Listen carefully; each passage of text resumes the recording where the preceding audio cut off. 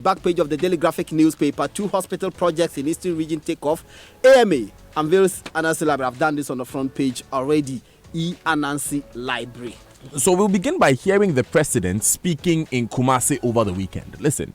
It's a person motiase. Say me Ghana benua kesiye so. No abanu franka kuta misano.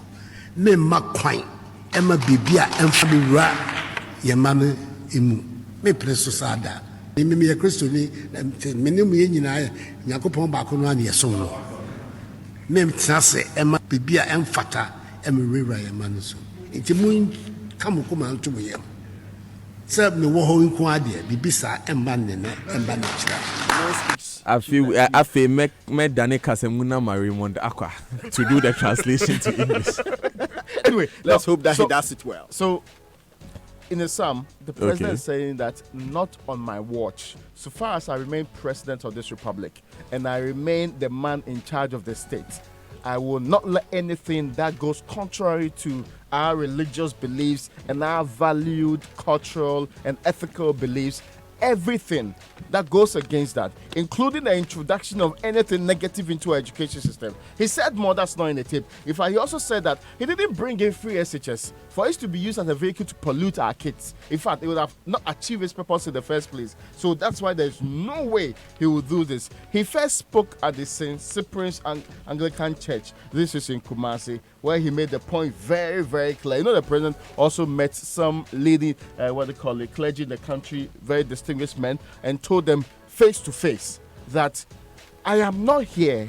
I didn't promise you that I'll come and introduce CSC, gay, lesbian, and that long-term related kind of infusion into our comprehensive sexuality education plan. We have reviewed a plan like that in times past. We rejected it at cabinet level. There's no way we have rejected it at cabinet level, and anybody below my rank will come and introduce it at any level and become policy under my watch. So that is the clear-cut indication he gave them. But if we want to backtrack, we know that the concerns came up purely because, first, it wasn't clear whether the ministry knew what they were going to do with this policy. The minister made comments categorically stating at a press conference that, we have never considered this before. It's not even on our table. Then evidence suggested that, but he spoke about comprehensive sexuality education way back in February. Or your deputy, who is now left to housing, actually made reference to this when she launched a similar project way back in 2017. And, the ministry said, no, don't worry. We, as far as April, wrote to the National Council for Curriculum and Assessment. Yes, that grouping that's supposed to improve the system. Yes. That grouping, we wrote to them and told them that so far as elements of what's supposed to be the CSC doesn't meet what we want, we are not adopting it. We're not going to go with it. So be rest assured.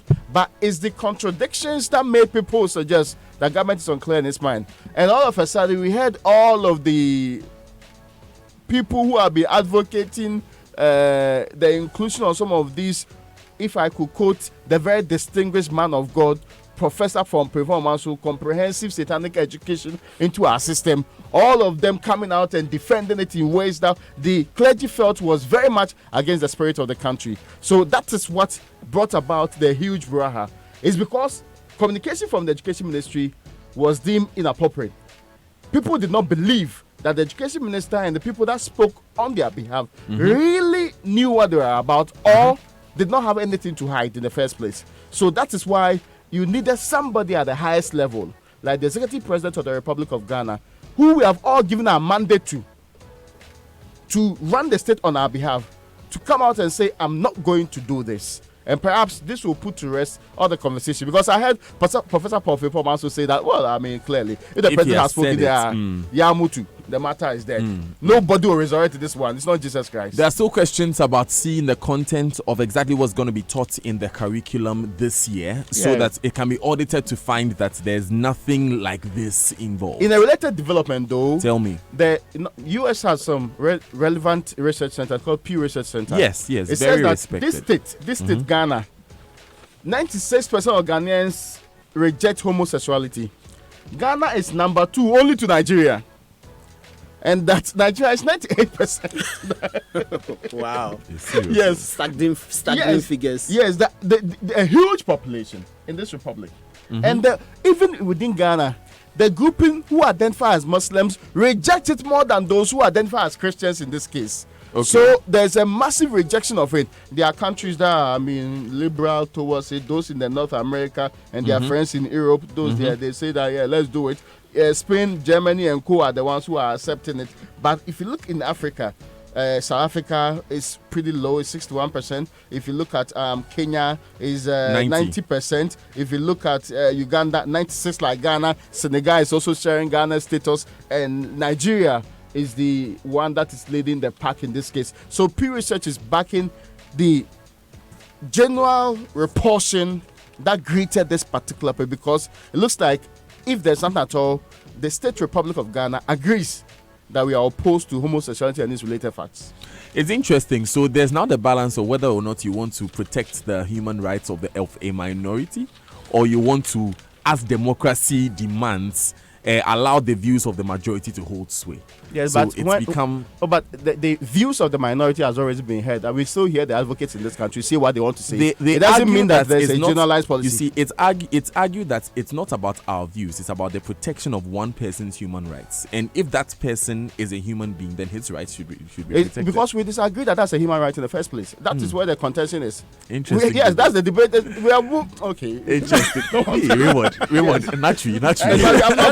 Daniel, you know that whenever you have, it's often been said that when you have been bitten by a snake before, when you see a rope or a belt, you run. Of right? course. So the police in Takrady, through a Facebook post, reported that some 5 persons were missing. Of course, the police insisted that these persons, their disappearance had absolutely nothing to do with kidnapping.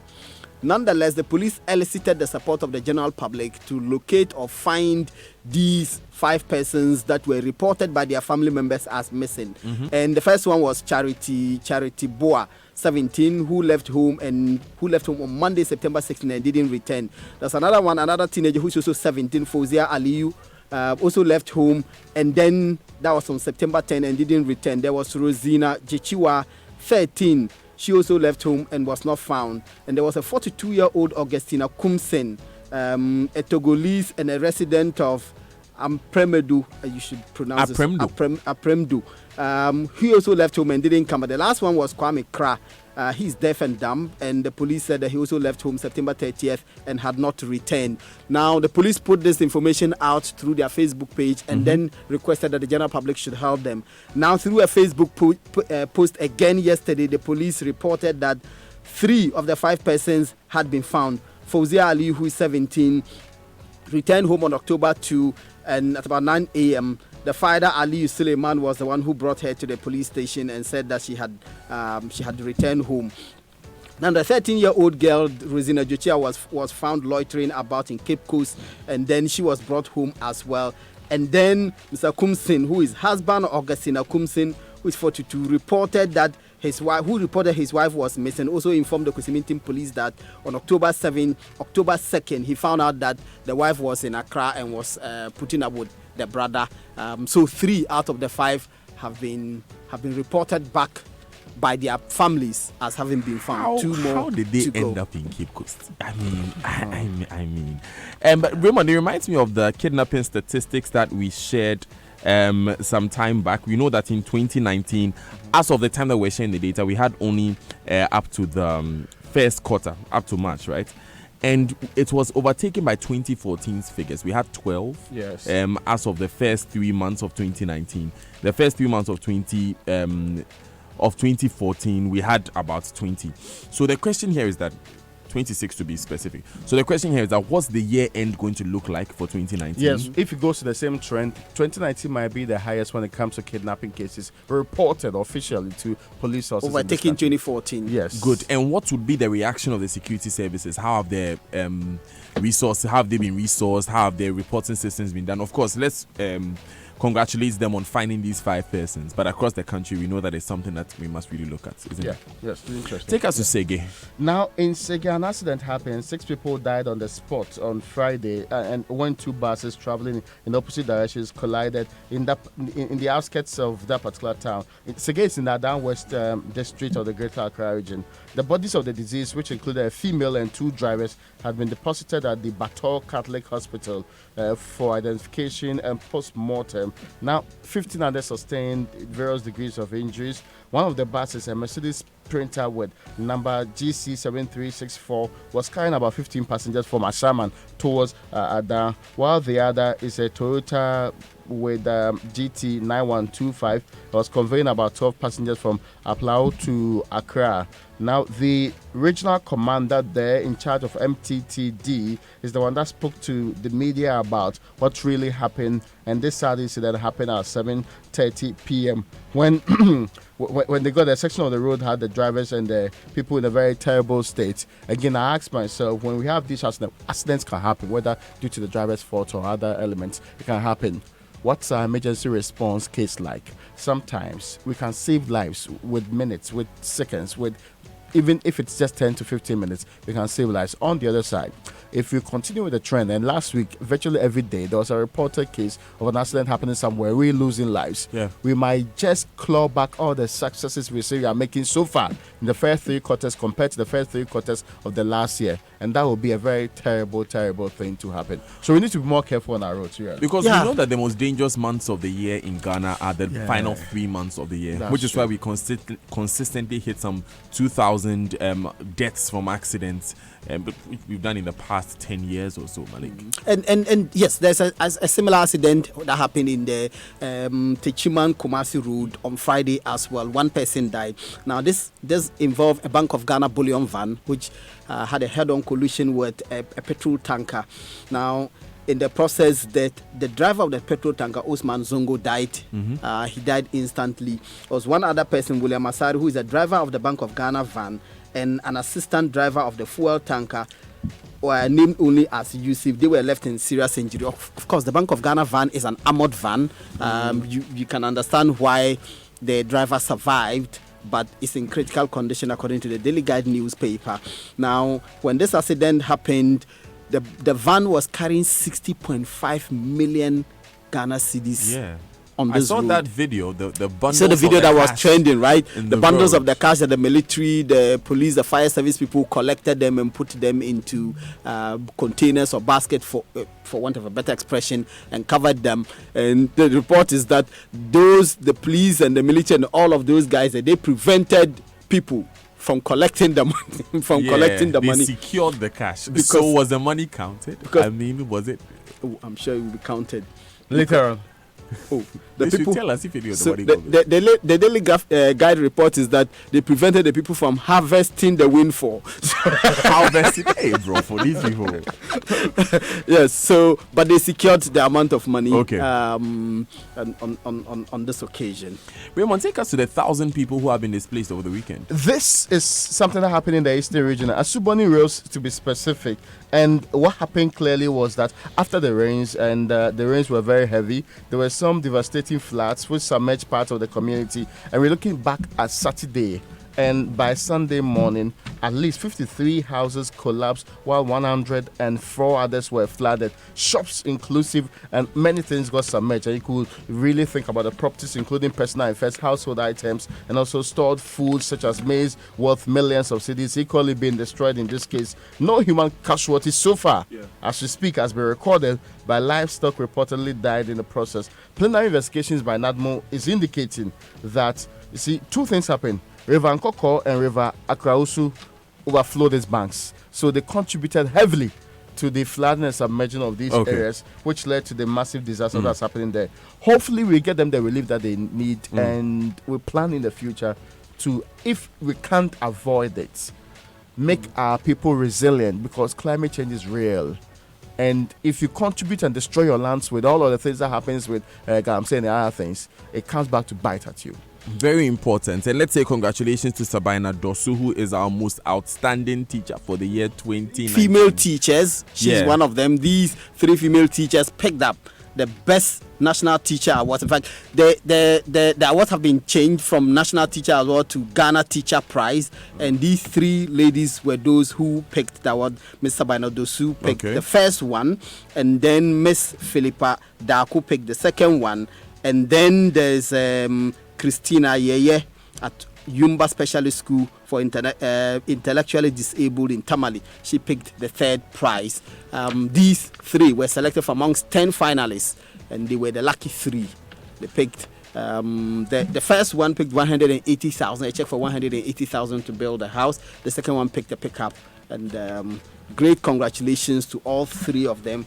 I think this will be the first time that all 3 top awards have been picked by females. Congratulations to all the great female teachers in our republic, and yes, continue serving this country in the best way that you possibly can. And we want to go for the online news review. It's brought to you by Zenith Bank in your best interest and Goil Good Energy. Goil, your trusted, indigenous and #1 oil marketing company, says Ayiko to our numerous customers. Your loyalty to the Goil brand has been rewarded again. We are now CIMG Hall of Fame Petroleum Company of the Year after 3 consecutive years of success. We dedicate this award to you, our cherished customers, whose loyalty to the Goil brand we cherish. Always visit any of our 380 plus service stations for quality fuel, lubricants, and unmatched customer service. By Goil, go Ghana, Goil Good Energy, Goil Yenara Yedia. As we say, congratulations to Goil and also to Sabina Dosu and her colleagues. We must also congratulate Malik, David Ando. Yes. Bajo Online photojournalist, winning, picking awards.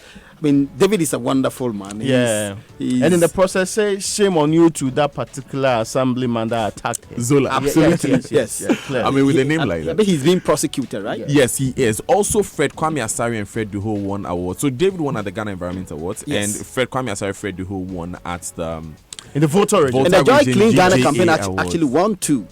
Yeah. Yes, so, the Joy Clean Ghana Araba campaign. Kumsin. Yes, Araba Kumsin, MFA Jadosi, David Ando again, and the rest of the team. Wonderful team. Guys, we were so proud of you. Thank you so much for doing us proud there. And also, congratulations to Sarkodie for winning the best international flow at the BET Hip Hop Awards over the weekend. When he won, he said everyone should come to Ghana for Christmas.